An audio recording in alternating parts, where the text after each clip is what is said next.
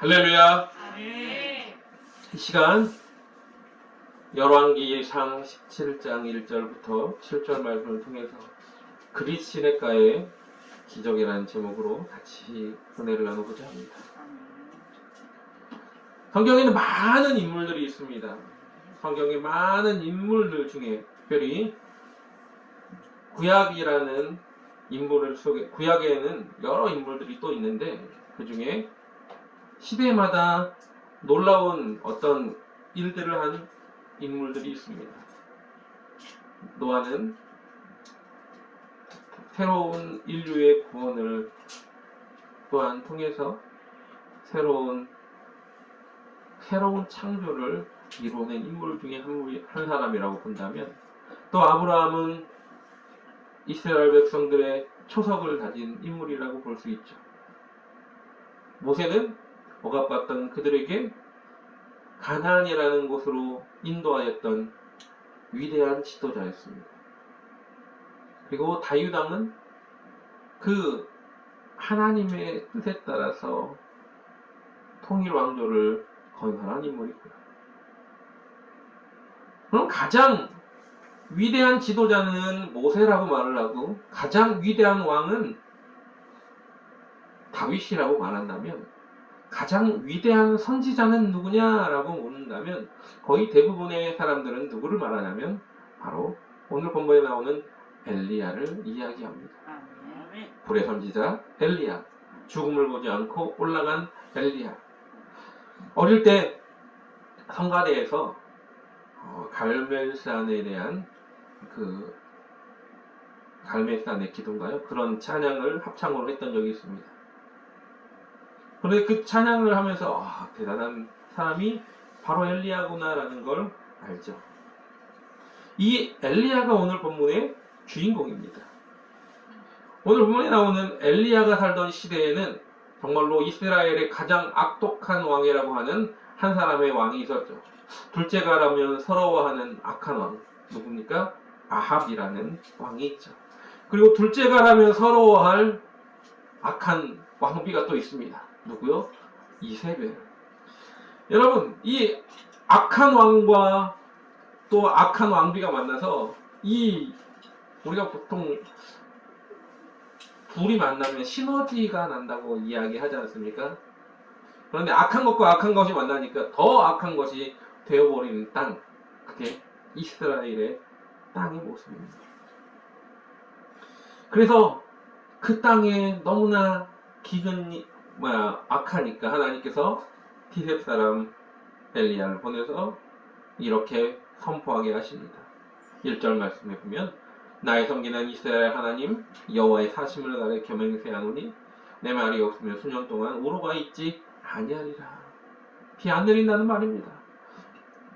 여러분, 그렇게 악한 왕이면 사람의 목숨도 어떻게 해요?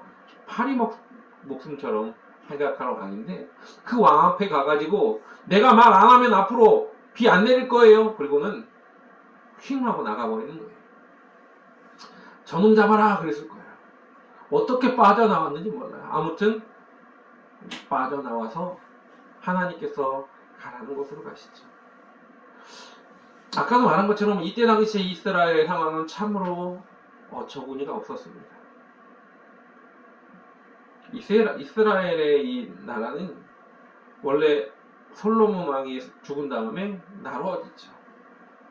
남유다와 북이스라엘로 나눠.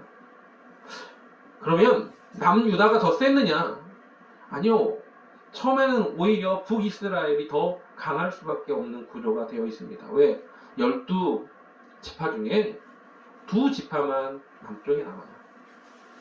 그리고 나머지 10지파는 전부 북이스라엘의 동맹으로 있습니다. 남쪽에 있는 그곳, 우리가 흔히 말하는 남유다 땅에는 물론 남유다가 유다 민족이 훨씬 더 강대하고 또 많은 인구가 있었을 수도 있습니다. 그러나 10개 민족이 합친 것보다는 적었죠. 베냐민과 이 유다의 지파의 모습과 그리고 위에는 10지파가 똘똘 뭉쳤어요. 열지파가 있는 그 지역은 헐몬산부터 해가지고 그 밑으로 뭐가 있습니까? 갈릴리 호수가 있죠.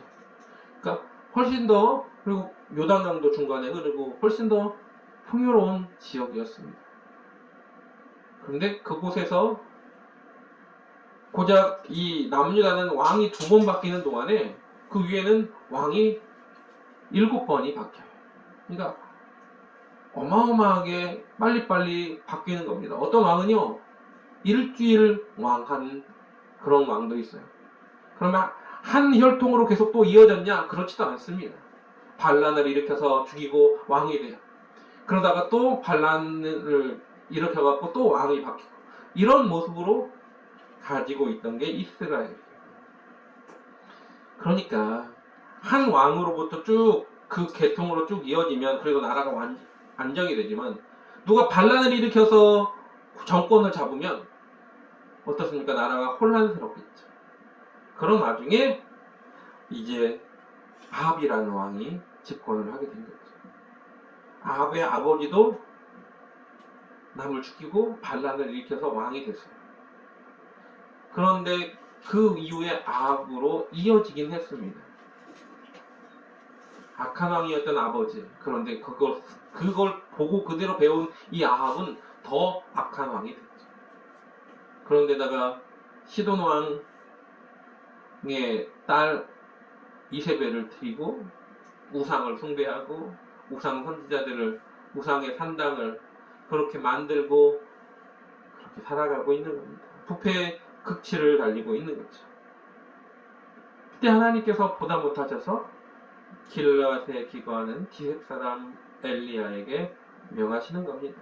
아합 왕에게 가서 그 타락한 그를 책망해라. 담대하게 왕 앞에 나아가서 선포하는 이 엘리야의 강한 심정을 우리는 볼 수 있습니다. 참 대담한 사람이었던 것 같습니다. 아니면 하나님의 말씀을 정말 너무 철저하게 지켜서 그게 두려워하지 않았던 모습일 수도 있죠. 오늘 아무튼 그렇게 선포를 하고 하나님께서 엘리야에게 뭐라고 말합니까? 3절 4절에 이렇게 말합니다. 너는 여기서 떠나 동으로 가서 요단 앞 그릿 시내가에 숨고 그 시냇물을 마셔라. 내가 까마귀를 명하여 거기서 너를 먹이게 하리라 라고 말씀하시죠. 하나님께서는 구체적으로 어디에 가고 그곳에 있으면 내가 어떠한 모습으로 너에게 먹을 걸 줄 거야 라고 말씀하십니다. 그래서 엘리야는 즉시 어디로 갑니까? 크리시네가로 가서 하나님의 지시한 그곳으로 가서 얼마 동안 그곳에 머물게 됩니다. 하나님은 구체적인 동물을 이야기하십니다. 그럼 누굽니까? 까마귀죠. 아무것도 없는 그 깊은 산골짜기에 까마귀가 아침마다 저녁마다 떡과 고기를 물어다 주는 거예요. 그게 하나님께서 행하시는 놀라운 역사입니다. 아무도 예상하지 못하는 방법을 하나님은 쓰시는 거예요. 우리는 자꾸 어떤 방법을 생각하냐면 내 머릿속에서 나오는, 내 지금까지 배운 어떤 지식적인 모습, 내가 생각하는 범위 안에서의 어떤 기적과, 그리고 내가 그런 일들을 행하기를 원하고 있습니다. 하나님은 생각도 못한 방법을 항상 쓰신다는 걸 잊지 마시기 바랍니다. 아멘. 그러면 엘리야는 어떤 사람인가? 엘리야의 족보에 대해서는 나오지도 않죠. 누구 아들 뭐 이런 거 안 나옵니다. 어디 지역 사람, 그렇게만 나오죠. 그의 부모님에 대한 이야기가 나오지 않으니까 그건 어떻게 자랐을까라는 그런 추측을 하게 됩니다. 하나님은 어떤 일을 하실 때 유명한 사람, 알려진 사람, 그리고 이 사람은 정말 대단한 사람이 하는 누군가가 추천하고 누군가가 이렇게 우러러는 그런 사람을 쓰는 것이 아니라 보잘것없이 무명의 사람, 아무 누군가에게도 관심을 갖지 않았던 그런 일을 어느 날 갑자기 사용할 수 있다는 걸 잊지 마시기 바랍니다. 그렇지만 엘리야는 분명한 신앙의 고백이 있던 사람이었습니다. 오늘 본문에 엘리야라는 이름 자체가 그의 신앙이 어떤가를 보여주는 분명한 사실이 있습니다. 엘리야라는 이름의 뜻 자체가 뭐냐? 엘리야라는 이름 자체의 뜻은 여호와는 나의 하나님이시다 라는 뜻을 가지고 있습니다. 엘리야라는 뜻 자체가 뭐라고요? 여호와는 나의 하나님이시다. 나의 하나님이시다. 그분만이 나의 하나님이시다. 여러분, 그 당시에 이스라엘이 어떤 지역이었다고? 우상에 팽배한 지역, 영적 어둠에 속해 있는 그런 곳. 그런데 엘리야의 부모는요, 아들의 이름을 그렇게 지었습니다. 뭐라고요? 여호와는 나의 하나님이시다. 그 이름만 봐도 그 부모가 그 아이를 어떻게 키우려고 했는지 분명하게 알 수 있는 겁니다. 당시에 이스라엘 왕들을 볼까요? 여러분, 이스라엘 왕들의 계보가 이렇습니다. 여로보암이 있고요, 나답이 있고요, 그 다음에 바하사가 있고요, 엘라가 있고, 시므리가 있고, 그리고 어므리가 있습니다. 그리고 그 다음에 아하왕이에요. 여로보암이 이스라엘에서 22년을 그 땅을 다스립니다. 그리고 죽어요. 나답은요, 그리고 나서 1년, 여로보암의 아들 나답은 딱 1년 왕하고 바하사가 반란을 일으켜서 죽습니다. 그리고 바하사는요, 왕이 되자마자 뭘 하냐면 여로보암의 모든 가족 직계들을 모두 죽여버립니다. 싹 죽여버려요. 아예 그 왕조가 다시 일어나지 못하게. 그리고는 왕인으로서 24년을 그렇게 살아갑니다. 그리고 그 아들 엘라에게 왕위를 물려줘요. 근데 엘라가 왕이 되고 2년 후에 시므리가 반란을 일으킵니다. 시므리가 반란을 일으켜서 또 어떻게 할까요? 가장 먼저 한 일이 바하사의 모든 왕족들을 모두 다 죽여버립니다. 그리고 이 시므리가 그렇게 다 죽였는데 죽이는 동안 또 다른 이가 반란을 일으키죠. 그게 오므리입니다. 시므리가요 7일 동안 왕이 됐어요. 그러면 그 7일 동안 뭐 하고 있었을까요? 바하사의 그 왕족을 다 멸하는 일, 그걸 하고 있었을 겁니다. 7일 동안. 가장 짧은 왕이에요. 일주일 왕했습니다. 그리고 그 다음에 오므리도 왕이 되자마자 뭐예요? 시므리의 모든 족속들을 싹 죽여버립니다. 그렇게 다 죽이는 그러한 사회, 그렇게 타락한 사회, 무법천지 같은 그런 사회, 이런 사회 속에서 뭐예요? 엘리야가 태어났을 거라는 거죠. 그리고 그렇게 태어난 사회에서 어떻게 희망이 있었겠습니까? 하지만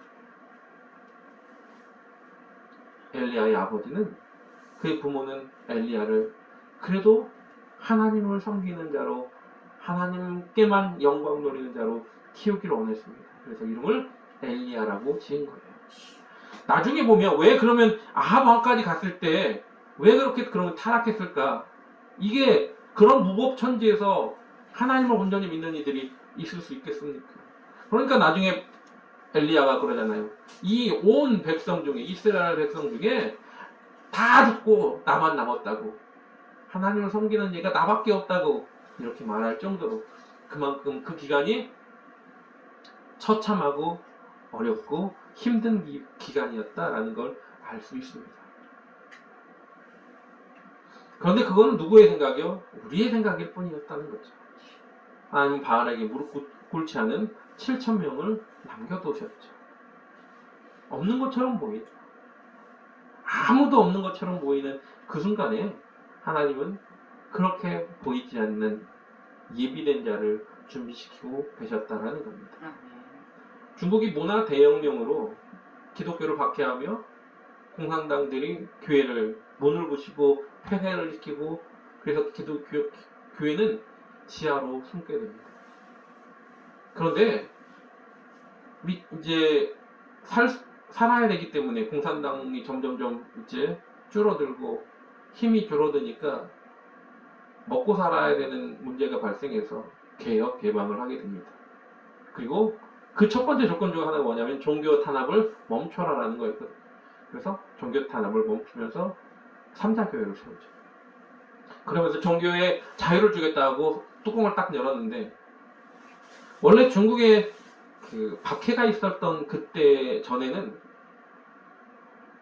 기독교를 가진 인구가 2천만 명 정도 됐어요.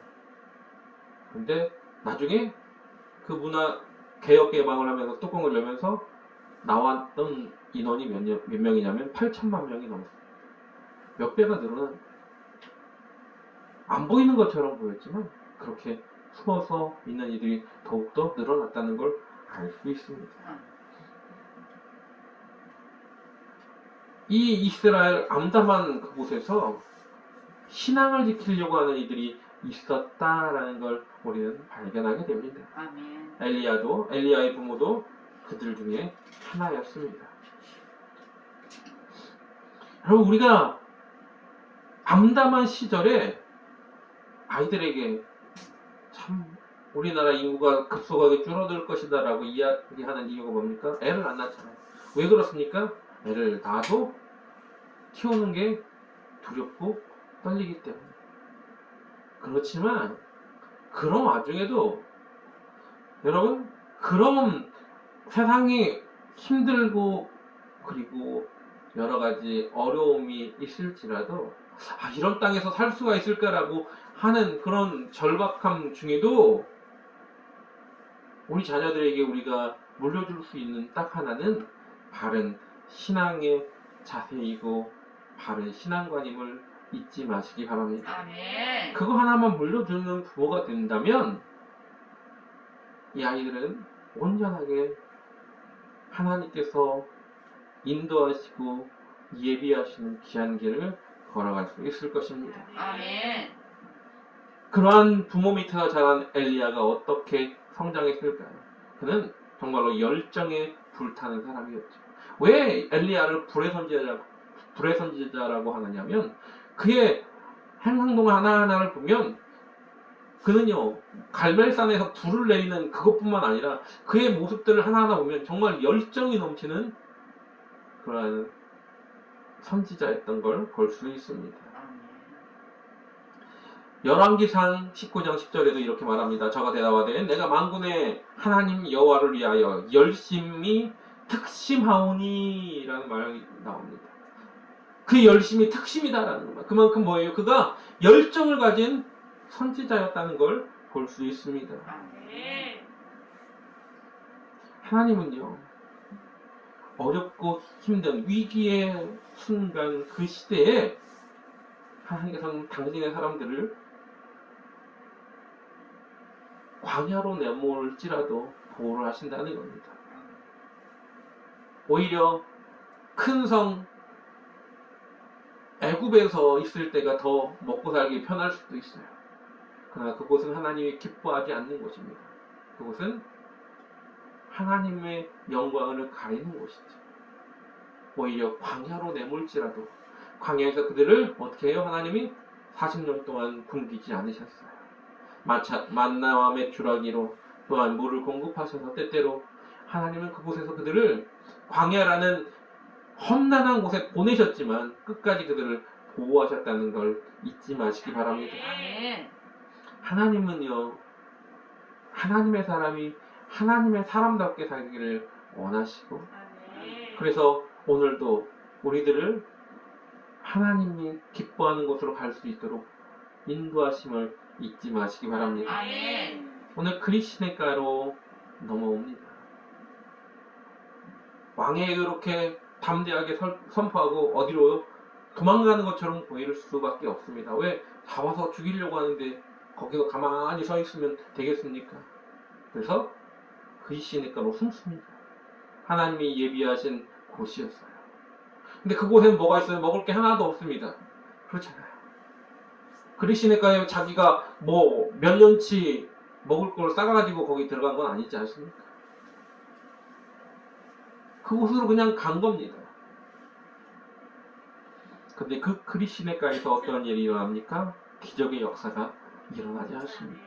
아멘. 그렇다면 그리 시내가는 어떠한 기적의 역사가 일어나는지, 그걸 통해서 또한 우리가 어떠한 기적을 날마다 체험해야 되는지를 어려움과 환난 속에서 세상이 정말 어렵고 힘들다고 말하는 이 순간에도 우리가 어떻게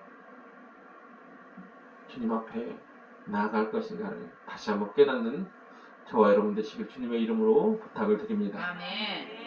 먼저 그리 시내가의 기적은 어떤 기적이냐? 보호의 기적이었습니다. 아멘.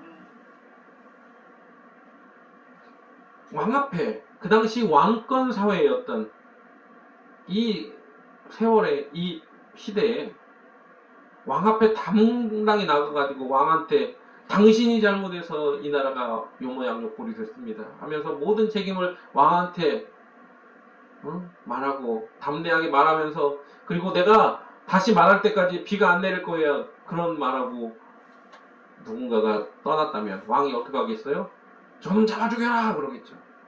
그냥 가만히 그렇구나 내가 잘못했구나 하면서 거기서 내가 그렇게 잘못했네 하면서 무릎 꿇고 회개할까요? 그럴 거였으면 아합 왕이 되지 않았겠죠. 아합 왕이 가장 악독한 왕이라는 말을 듣지 않았겠죠. 저놈 잡아라 그랬을 겁니다. 저거 죽여라 그랬을 겁니다. 그 권력의 포위를 뚫고 엘리야는 도망치듯이 나온 겁니다. 이제 쫓기는 신세가 되었어요. 마치 누구처럼? 여러분, 사울에게 쫓기는 다윗처럼 도망쳤을 겁니다. 다윗이 무슨 잘못했어요? 아무 잘못 안 했어요. 그런데도 불구하고 왕이 잡아 죽이려고 하니까 남들은, 그 부하들은 다윗을 죽이기 싫었어도 무조건 쫓아서 다윗을 죽이려고 막 그러지 않습니까? 마찬가지입니다. 왕의 권력에 반항하고 했던 이들 다 그냥 죽을 수밖에 없는 운명이에요. 그게 왕권 사회의 모습입니다. 왕의 권력은 그런 거였어요. 그러니까 하나님을 섬겨야 되는 나라에서 하나님께서 400년의 그 애굽의 종살이에서 끄집어내셔서 가나안을 정복해 하셨던 그 하나님의 놀라운 은혜라면 결코 하나님을 배반하면 안 되죠. 근데 어떻습니까? 왕이 명령하니까 우상의 산당을 짓고 바알과 아세라를 섬기는 그런 백성이 되어버린 거죠. 그러니 그곳에서 반항을 일으키는, 마치 반란을 일으키는 것처럼 그렇게 말하는 이 엘리야는 잡아 죽여야 되는 그런 사람이에요. 왜 그렇게 해야 됩니까? 이 말이요 퍼지기 시작하면 다른 이들이 또 목소리를 낼 수 있습니다. 그래서 맨 처음 말이 나왔을 때 얘를 어떻게 빨리 죽여야 되는 겁니다. 쫓아왔을 거예요.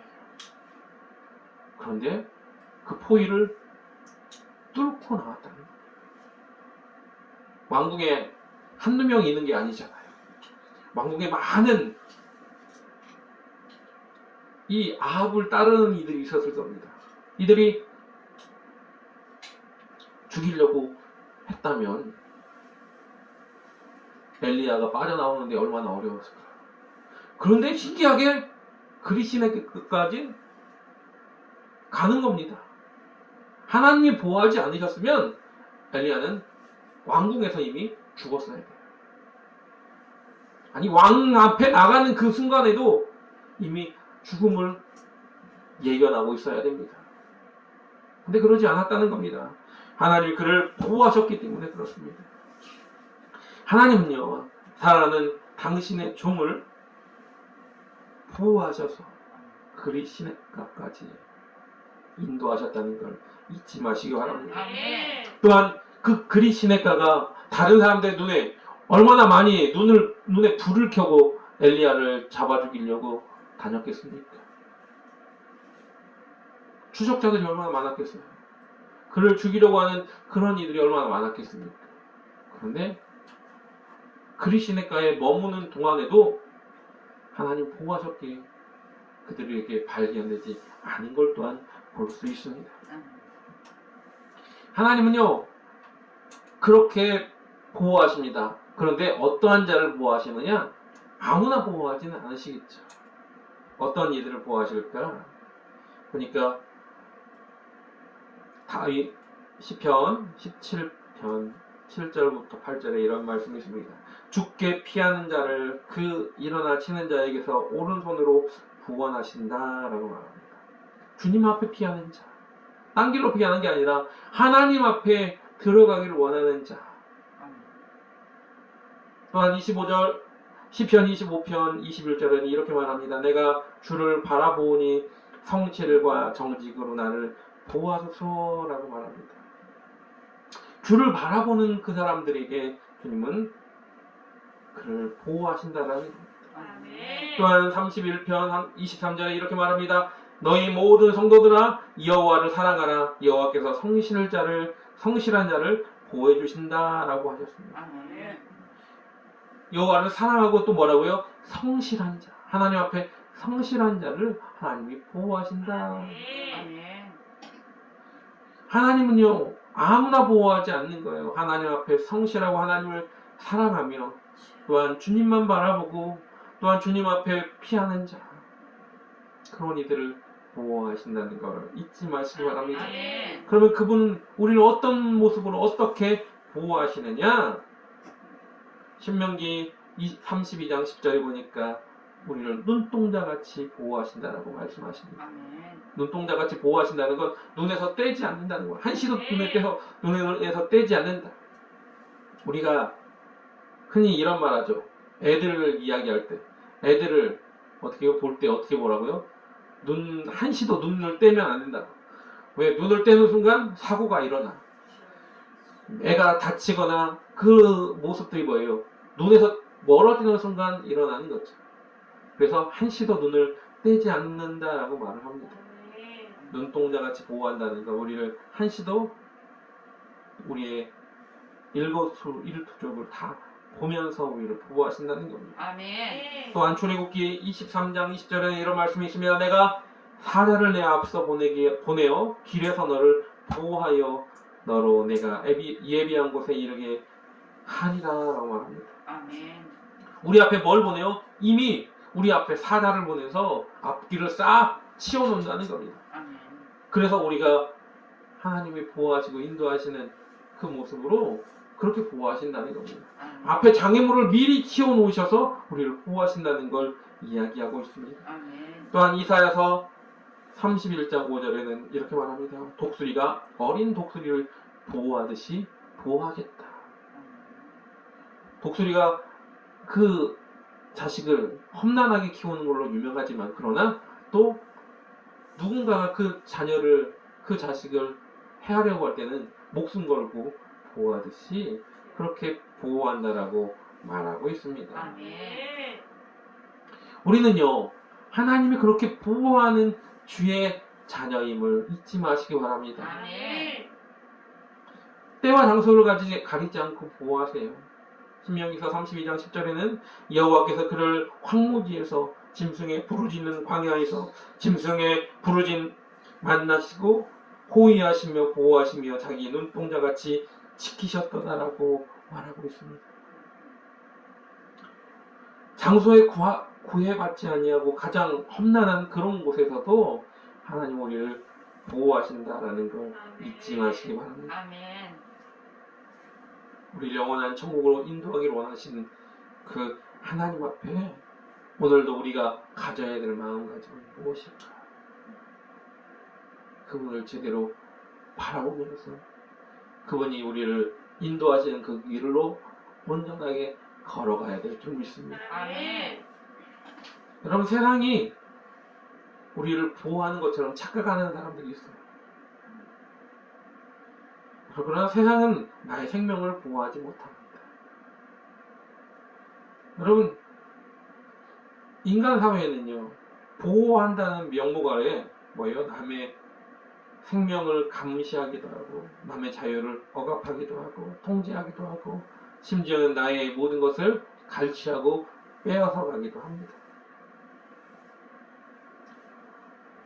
조선 말기에 일본이 서양의 세력으로부터 힘이 약한 조선을 우리가 보호하겠다는 명목 아래 군대를 보내고, 그리고 1905년 을사년에 조약을 체결합니다. 이 조약이 뭐예요? 보호라는 명목으로 너희들 함부로 밖에 나가서 그 외교를 할 때 이 외국 놈들이 말 한마디 한마디에 교묘하게 나쁜 것들을 숨겨놓으니까 너네는 지금 외교력이 약하니까 우리가 그 외교력을 대신 해주겠다. 너희 싸우는 거 못하지? 우리가 국방력을 대신 너희를 보호하는 입장에서 외국으로부터 너희를 보호해줄게 해가지고 그렇게 해서 조약을 맺죠. 을사년에 조약을 맺습니다. 그게 보호조약이라고 저 어릴 땐 배웠어요. 그러나 실제로는 뭐예요? 그게 보호조약이 아니라 뭡니까? 늑약이었죠. 우리나라를 아예 뺏으려는 그런 악독한 수법이었어요. 그래서 나중에 뭐라고 말합니까? 이걸 을사늑약이라고 이렇게 말합니다. 우리 주변에도 마찬가지로 사람들이 사는 사회에서는 그렇습니다. 내 힘이 약한 것처럼 보이면 더 강한 이들이 자꾸 어떻게 해요? 너를 좀 보호해줄게 라고 하면서 나를 더 뜯어가는 거예요. 깡패들이요, 조직폭력배들이 어떠한 가게에서 이렇게 말합니다. 그들을 보호한다는 명목 아래 뭐래요? 보호비라는 걸 뜯어가요. 근데 실제로는 더 악독하게 지네들이 하는 거예요. 지네들이 더 보호라는 이런 말을 쓰면서 무전 취식을 하고요. 또 돈을 갈취하고요. 또 말 안 들으면 때리기도 하고 많은 피해를 더 주는 거죠. 인간 사회는 그렇습니다. 인간 사회는요, 자기의 이익을 위해서 남을 보호하죠. 그러나 우리 하나님은 그렇지 않습니다. 그럼 우리를 사랑하셔서 보호한다는 걸 잊지 마시기 바랍니다. 아멘. 여러분, 그리시네가의 기적은요, 바로 그분이 천지를 창조하신 하나님께서 우리를 보호하시겠다고 약속하신 것, 아멘. 그 보호에 있다는 걸 잊지 마시길 아멘. 주님의 이름으로 부탁을 드리며, 아멘. 오늘도 세상에 나가 세상이 나를 보호하고 지켜줄 거라는 착각이 아니라 하나님께서 이 연약하고 부족한 우리를 구원하고 보호하신다는 걸 잊지 않는 저와 여러분 되시길 주님의 이름으로 부탁을 드립니다. 아멘. 시간 찬양하면서 우리가 그럼에도 불구하고 오로지 하나님만 바라보겠습니다. 고백하며 찬양합니다. 아멘.